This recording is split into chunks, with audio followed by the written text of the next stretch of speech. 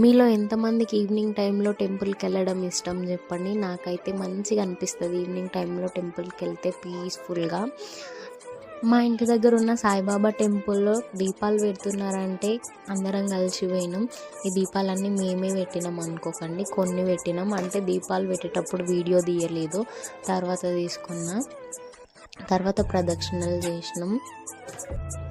మా మన్వితల్లి అక్కడ దీపాలు చూసి కొంచెం భయపడ్డది, అందుకే అట్లుంది ఫేస్. ఆ డ్రెస్ వల్ల కూడా కొంచెం ఇరిటేట్ అయింది, అందుకే మొహం ఏడుపు మొహం పెట్టింది.